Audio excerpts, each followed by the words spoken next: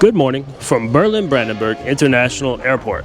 Today I'll be testing out Turkish Airlines business class from Berlin on over to Istanbul and then onwards to Rome Fiumicino Airport. Now, as I usually would, I did try to check in online for this flight, but as it turned out, I was not able to. So I showed up to the airport a little bit early over at the check-in counter and waited about 30 minutes for what seemed to be an agent having to re-ticket my ticket. But we'll talk about how I booked this and what I paid for it at the end of the video. For now, what's important is that I was able to get through security and I'm now sitting over here at the Tempelhof lounge.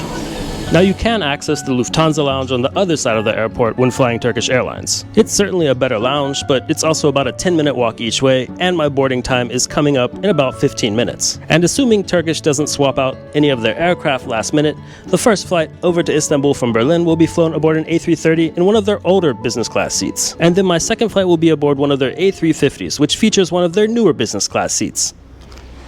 But one really nice thing about that Tempelhof lounge is that they do have a special private border gate that's just almost always much faster than exiting the EU anywhere else in this airport. So I've almost made it to my gate, and being my first time flying Turkish Airlines in business class, a few questions are going through my head. Will I find an awesome onboard dining experience, or perhaps bed bugs, a certain mayor from New York City's entourage, or great service? Well, we're about to find out.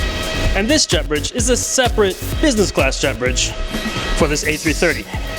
And here I am aboard this A330-200 in one of Turkish Airlines' older business class seats. Let's see what this flight is all about. And they do give you a nice little, looks like some fresh orange juice maybe. Let's give it a try. Okay, maybe not fresh, but orange juice nonetheless. That's quite good. And I am seated over here in the very front of the aircraft in 1K. I guess you could call this the business class bulkhead. And as a result, there is just tons and tons of legroom.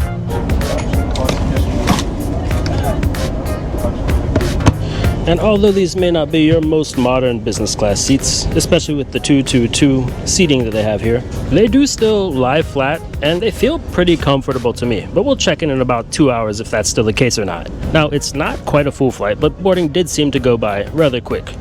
In the meantime, the crew kindly handed out today's menu. Some Turkish hazelnuts also showed up, but let's see, what will they be serving on board today? It looks like to start there will be a selection of Turkish meze along with some stuffed eggplant and olive oil. Ooh, that sounds pretty good. And then for the main, you get to choose from homemade Monty with braised lamb shank. Oof. A potpourri of grilled seafood, or for the vegetarians, grilled vegetables and coconut curry. And then after all that, you get a nice selection of cheese.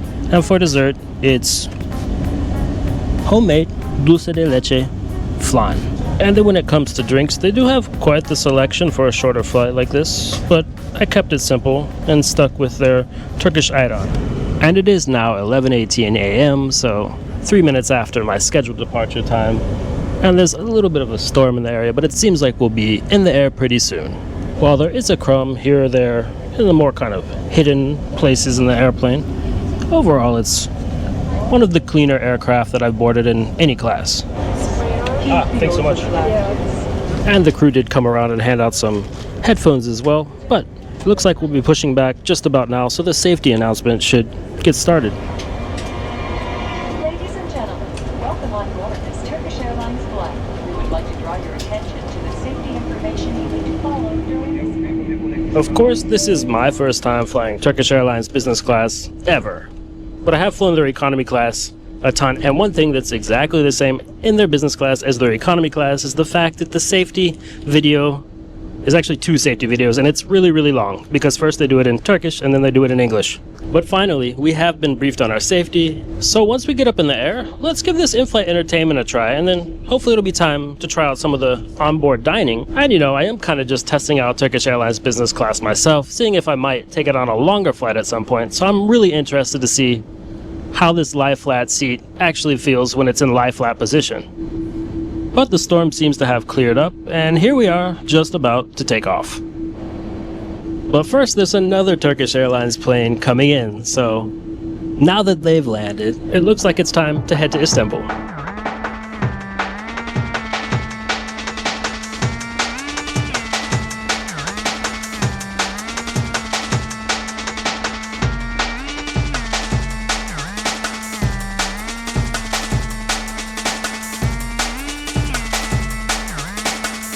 And here we are flying at a little bit over 10,000 feet, but they've kept the seatbelt sign on for now just because there are a few bumps. But let's take a look at what they've got in terms of in-flight entertainment.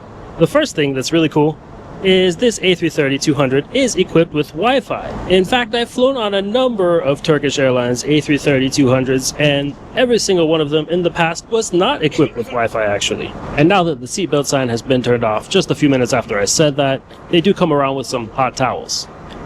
But in the meantime, I've been waiting for the actual Wi-Fi to load. It's not working yet, so we'll see about that. But in terms of your typical non-internet related in-flight entertainment, there are a fair amount of movies available, TV shows, music, and all that kind of stuff. And while flying in Turkish economy class, you'll generally have a screen at your seat as well. The screens up here are much larger. But one thing I don't love about row 1 here is that you've got to control it from this thing. I do like touch screens more than that, but okay, I'll take the leg route. But the Wi-Fi has started working, and this is a real surprise.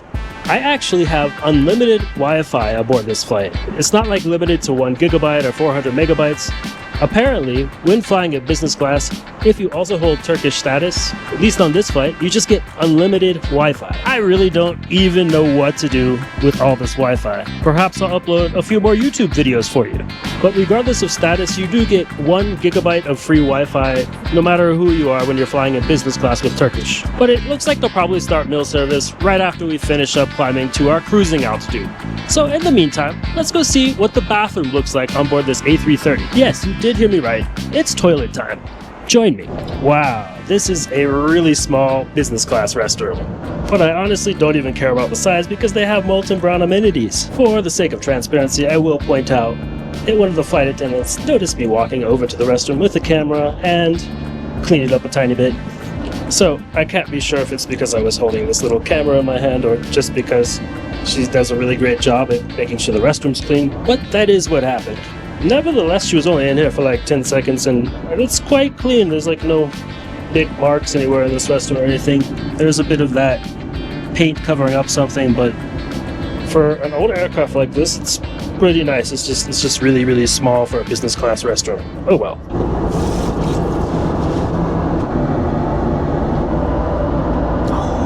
But just do be warned about that molten brown lotion, that as good as it smells and feels, it does make your hands slippery, and a ring like this could just come off without you noticing.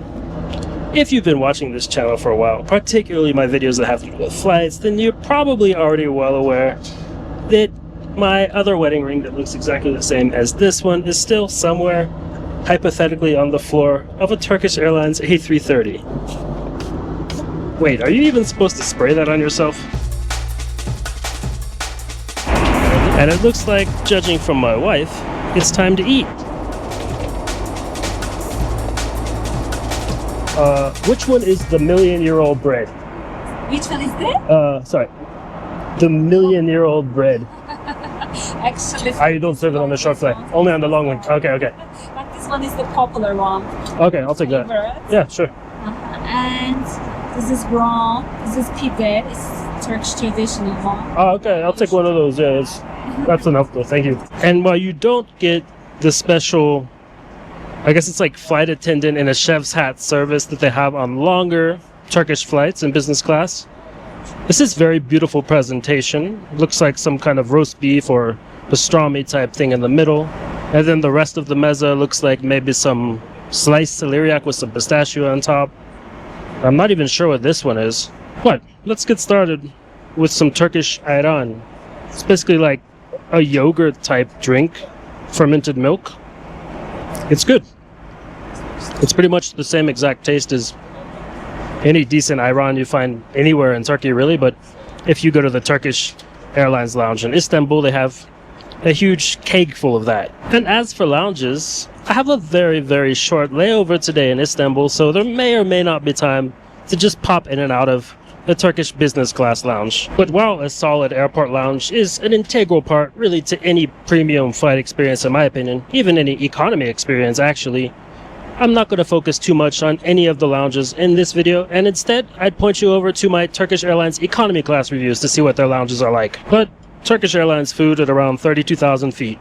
How is it? This one would be great on some of this challah-like Turkish bread. Well, that was really quite good. What about this other mezza? I can't say exactly for sure what this is. I think it has mustard seed in it though. Yeah, I guess it's like a fresh cheese with some mustard seed and other stuff. I don't know if you know, but plain lemons actually taste really good at 30,000 feet. And let's see about this eggplant and olive oil. It's delicious. So, the famous Turkish lamb shank. Except I've definitely seen a lot of photos and videos. And usually the presentation is a bit nicer with like a bone in the middle and stuff. So, I guess this is what you get on shorter flights. But let's give it a try. Little fried Monty. Decent. And lamb. Turkish lamb. Turkish pepper. And they do give you some, what I assume is like sour cream or yogurt sauce for the meat, I guess. I think it just kind of gets all mixed together. Lamb and Manti. I've got to say, in the country of Turkey, I've eaten much better Manti like dozens of times. And lamb too. But for on an airplane, this is very good. And this dessert here was said to be flan on the menu. It suspiciously doesn't look like flan. Let's see. It's, what do you call that? Floppy? Or jiggly might be a better word for it.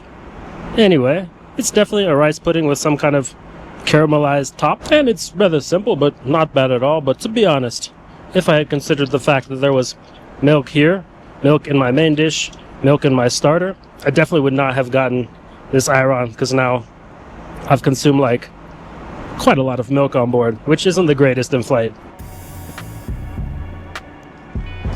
And now we are just cruising over the country of Hungary. Quite smoothly, I must add. After the initial bumps, this flight has been very, very smooth. And another thing that I've been finding very smooth is the service on board this particular Turkish flight. Because I've got to say, I've flown Turkish a lot in the past in economy, like I was saying. And this service has been so hit or miss. Some of the Turkish flights I've taken in economy were among the very best economy class flights I've ever had. But others were basically just a complete mess in terms of service. Just watch some of my economy reviews on Turkish, and you'll get an idea of both of those things. Thanks. Cool. But I must say the service on board this Turkish flight so far, at least in this business class cabin, has been pretty awesome. Anyone who's thought about it for 2 seconds knows that being a flight attendant is not the easiest job. And definitely one factor going into my experience here today is just the fact that the business class cabin is half empty. So of course more attention can be paid to each passenger. Kind of simple really. So I can't speak as to what it's like on a completely full business class flight with Turkish Airlines, but as for now, I just got a nice little cup of coffee with some cream in it, and a little bit of water too. And I think I'm just gonna try to chill out, relax a little bit, and take in some of these views as we fly over Hungary. Or actually it looks like we're already over Romania now.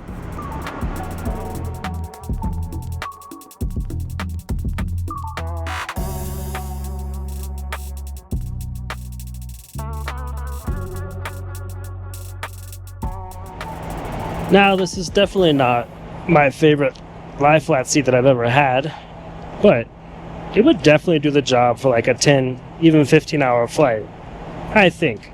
It could probably use a nice pad to go over this, so I'm not really sure if Turkish is able to offer that on longer flights or not. But other than that, it's relatively comfortable. Obviously, the huge downside to these business class seats on this A330 is the 222 seating, meaning you always at least have a chance to end up sitting next to someone. I mean, the seat could be free by chance, but yeah. Airlines don't make a business out of operating half-empty flights, so usually that's probably not going to be the case. Although I have to say that I did try to buy an upgrade to business class on Turkish Airlines on a few separate occasions and found the process sometimes to be a little bit strange, leading to empty business class seats. So maybe there's actually a slightly higher chance of sitting next to an empty seat on this plane. I don't know. But as a result of cramming 6 seats in a row in business class, the seats are just like kind of thin. There's not all that much space. And if you're not sitting next to your partner, then it might feel like you're just a little bit too close to another person for a premium class. If I were flying alone in business class, I'd always be looking for a business class that offers me the ability not to sit next to anybody else, and of course to have a window or two like this. But on our next flight aboard an A350-900, we'll be able to compare exactly that kind of experience to this one. So since we seem to have just started our initial descent, I think I'll just chill out a little bit longer before I put my seat back up and they turn the seatbelt side on, and then after my short little layover at Istanbul Airport, we'll get to see what it's like aboard a Turkish Airlines A350-900 in business class. And we must be over halfway through our descent here as we fly over these nice Bulgarian hills right along the Turkish border, I believe. One thing that just has to be pointed out is that some parts of this cabin are, well, they're falling apart, to be honest.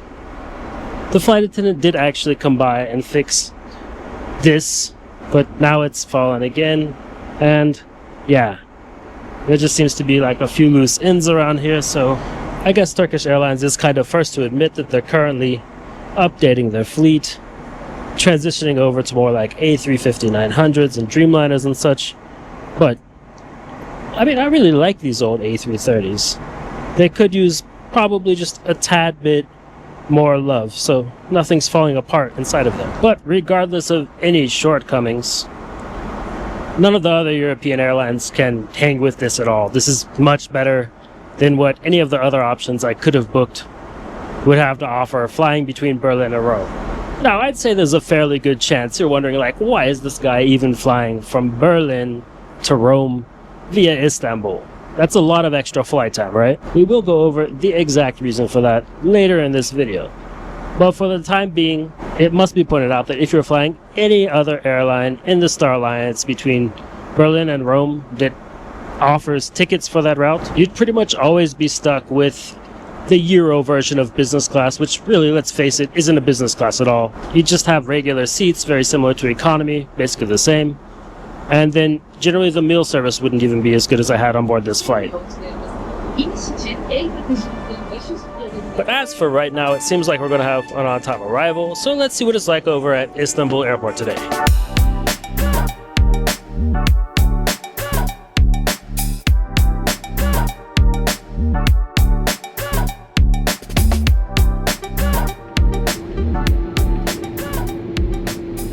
And as is really often the case over here at the usually pretty busy Istanbul Airport, we did have to go around a lot and then ended up landing, well, pretty much right on time. But then to actually get to our gate, there's been another like 20 minutes of taxiing, thus 1 hour and 30 minutes of layover time. Usually means like a little over an hour of layover time, really, if you're right on time. But for all that, when you have a business class ticket and you're flying on Turkish Airlines, transiting at Istanbul Airport, you do have access to premium security screening, and that can often make many minutes, if not even like an hour of difference. And since we're still sitting here taxiing, one more useful piece of information about transiting with Turkish Airlines at Istanbul Airport is if it's the airline's fault and you do happen to miss a connection and arrive a certain amount of time late to your destination, you're actually covered by Turkish law, which is basically the same thing as EU 261, meaning the airline has to pay you for that. But a few minutes later, we made it to our gate, and sitting in the business class cabin means being one of the first to be able to deplane. So I've got exactly 1 hour and 15 minutes until my next flight's departure time. But little did I know, I was in for quite the surprise. My gosh, that was the strangest thing that's ever happened to me. No, I take it back. Not at any airport, but at Istanbul Airport for sure. Because when you're transiting at Istanbul Airport, you have to go through security. But since my flight is quite soon and the boarding time is just 10 minutes from now, there was a guy waiting saying, if you're going to Rome, come with me. And he walked me about, I don't know, 50 meters over to one of these things and just let me in here without going through security. So I guess you can get some expedited treatment over here at Istanbul Airport like that if they really don't want you to miss your flight. But otherwise, they do have official expedited security checkpoints too that I've noticed quite a few times transiting through this airport. So I'm actually not sure why they didn't direct me to that, but I don't know. I've got 10 minutes to spare, so I'll go head over to my gate, which is D17 today. Well, it looks like that gives me just about enough time to go to the water fountain. It's nice when there's free water at an airport. But here, I've made it over to my gate, D17 over here. And I really had to see it to believe it because they don't operate that many A350-900s on this route. It was really just a last minute equipment swap. But that is in fact the airplane I'll be flying in. And it looks like they should be boarding pretty soon.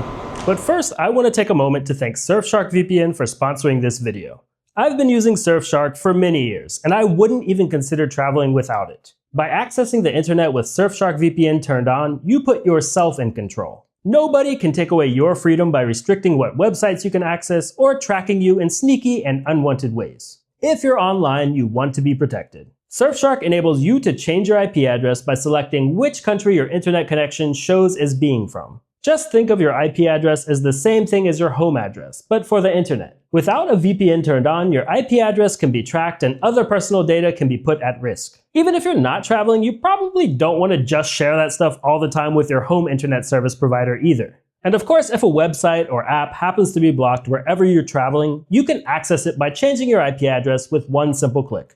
And it's really not just about your basic freedom to access the whole internet wherever you happen to be. Surfshark VPN can help you do all kinds of cool stuff to make the internet more useful and more secure. I often use Surfshark to save money on travel deals by searching on different countries' websites. And that's not to mention you can do stuff like watch American Netflix in Bali or anywhere else you happen to be. So if you don't yet have Surfshark, they're not just my preferred VPN because they work great. Today they're also offering an unbeatable deal which you'll find down in the video description. Plus, if you're not completely satisfied, you can always get your money back for 30 days after purchasing. But if you use Surfshark VPN in the many ways I do, I'm pretty sure you'll be satisfied. Head down to the video description to purchase your Surfshark VPN subscription today. After waiting a few more minutes by the gate and watching the final preparations through the window, it was time to board. Business class and status holders were able to board first, and for this A350-900 there were two separate jet bridges, so I boarded using the business class jet bridge. 5K. Okay, please take the second tayo. Thank you. Bir dakika bekler misin? Hi, how are you today? Thank you.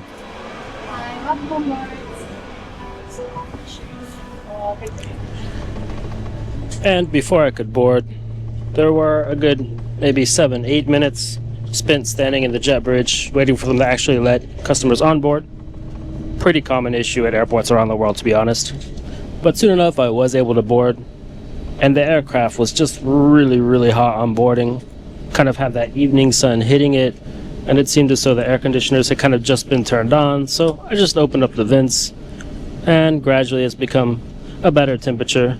Soon enough the crew came around with some welcome drinks. It was pretty much the same minus the water option from the first flight, so this time I tried out some of their berry juice, which was pretty tasty, albeit a little too sugary for me. Shortly after that, the crew did hand out the menus, which are different than the first flight. So it looks like for a starter you get buffalo mozzarella with grilled Mediterranean vegetables, along with some marinated artichokes and olive oil. And then you get a choice of braised lamb shank, spicy chicken makhani, or homemade artichoke mezzalune. Oh, I guess that's Italian, like half moons. And then after that, there's a selection of cheese. So I've got to say, I didn't see that selection of cheese on the first flight in reality. Maybe you've got to ask for it. And then for dessert, it should be dark and light chocolate trifle. But on the other hand, the beverages do seem to be completely identical to the first flight. But we actually pushed back well before our departure time, and now it seems like we're going to have a slightly early departure actually. We're just rolling up to our final runway right now. All of the safety videos and briefings just took place as we taxied over here. And I'm really lucky today because both of these flights are really being flown at ideal times of the day for getting beautiful views out the window. And seeing this old Aeroflot plane roll by me on the runway reminded me of why my seat had been changed. Turkish Airlines currently operates two different seating configurations aboard their A350-900s. The version I'm sitting in currently has 8 rows of business class, while the other only has 7 and also features premium economy style seats. Airbus had originally planned to send the 7-row A350s to Aeroflot, but to keep it short, Turkish ended up with them instead, and originally for my flight today, I was actually supposed to be on one of those. And with one more row of business class on this plane, I ended up getting pushed back one row without even realizing it until I had boarded. But there those engines go roaring up, and it looks like we're going to take off right now.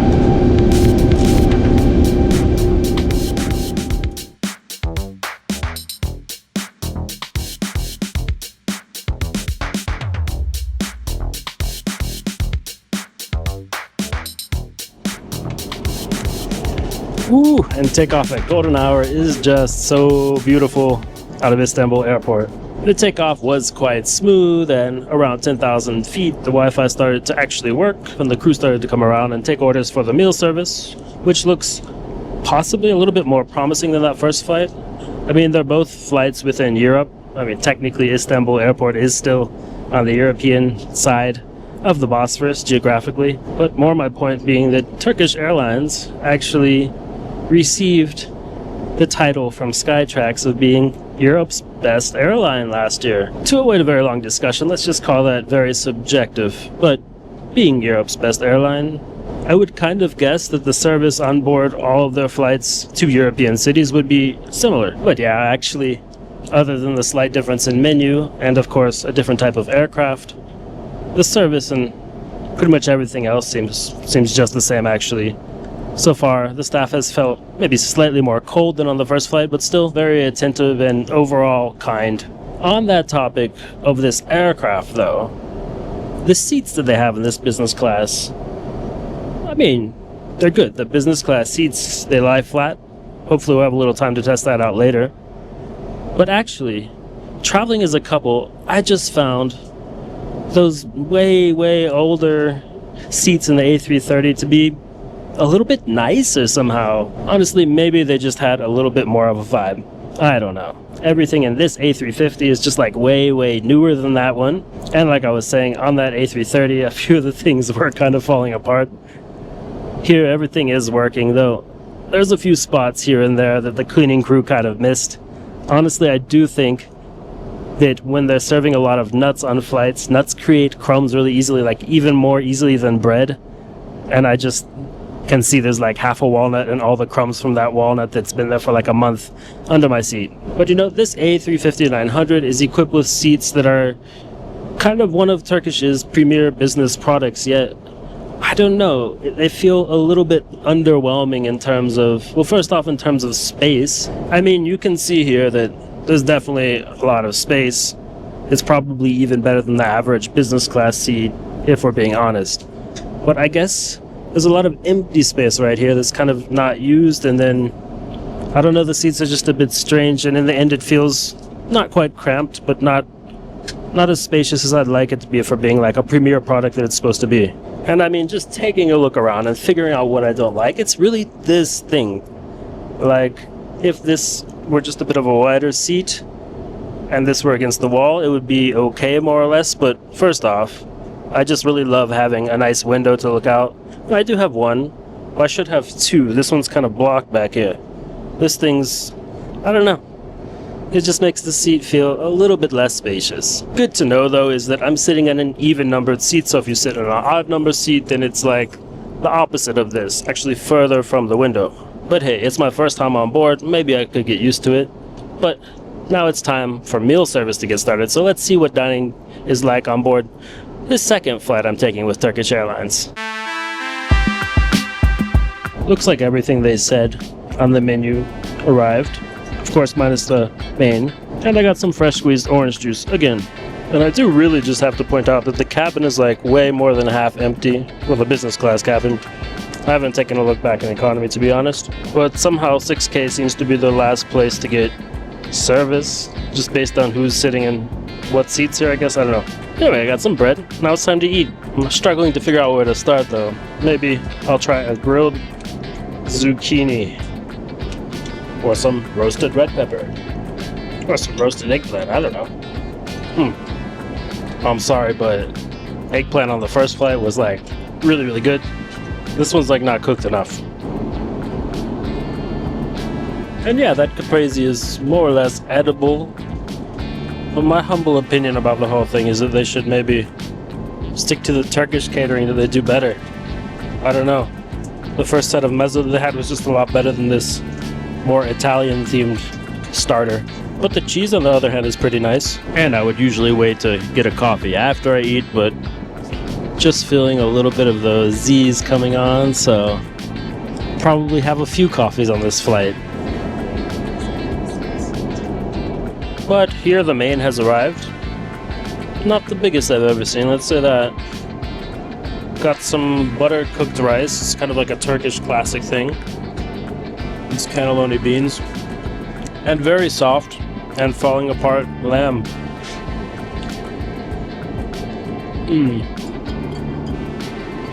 And for savory stuff, there's also this little pie thing here. So I'm kind of interested to give this a little try.